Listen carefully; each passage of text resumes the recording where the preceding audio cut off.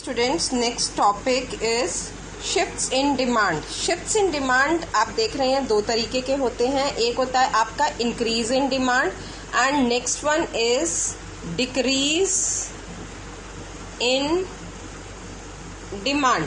Increase in demand and decrease in demand. Is that clear? हम इनको बोलते हैं शिफ्ट्स हैं। फॉरवर्ड शिफ्ट भी बोला जाता है इन्हें एंड राइटवर्ड शिफ्ट भी बोला जाता है। इंक्रीज इन डिमांड को फॉरवर्ड शिफ्ट भी बोला जाता है, राइटवर्ड शिफ्ट भी बोला जाता है। अब देखिए कैसे।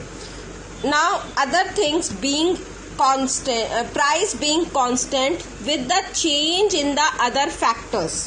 हमने अदर फैक्टर्स करे थे डिटर्मिनेंट ऑफ डिमांड के। वो जो डिटर्मिनेंट है, जब वो चेंजेस आते हैं तब हम कहते हैं कि हमारा जो डिमांड कर्व है वो राइटवर्ड शिफ्ट हो गया, राइटवर्ड शिफ्ट हो गया। Is that clear? X axis पे we will take quantity demand, Y axis पे हम लोग क्या लेंगे? प्राइजेस लेंगे।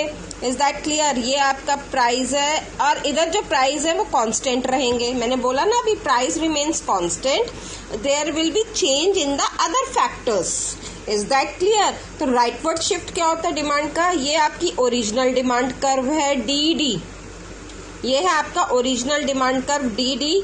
It shifts forward. ये आपका देखिए फॉरवर्ड शिफ्ट हो गया from D D to D dash D dash.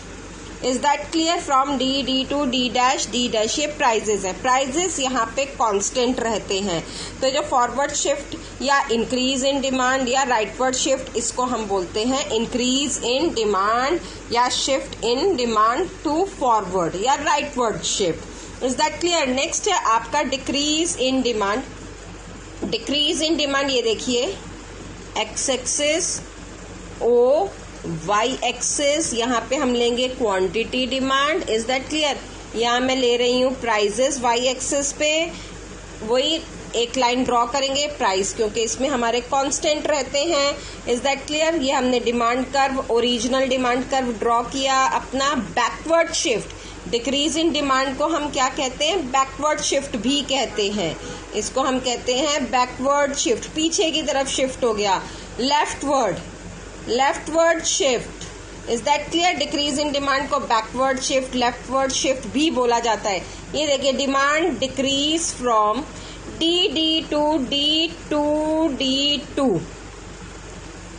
यहाँ पे मैंने इंक्रीज इन डिमांड वाले कर्व में D1 नाम दिया था, इसीलिए मैं इस कर्व में D2 नेम दे रही हूँ। इस कर्व में मैं कौन सा नेम दे रही हूँ? D2। Is that clear? जब हम कर्व्स बनाते हैं इकोनॉमिक्स में, जब हम उनके नेम्स देते हैं तो हम इस तरह से देते हैं, क्योंकि एक नेम मैं D1 ऑलरेडी दे चुकी हूँ तो दूसरा मैं D2 दूंगी, मैं D1 या सेम नहीं दूंगी। Is that clear? इसको हम कहते हैं बैकवर्ड शिफ्ट। पीछे की तरफ आपका जो डिमांड कर्व है वो शिफ्ट हो गया। Thank you.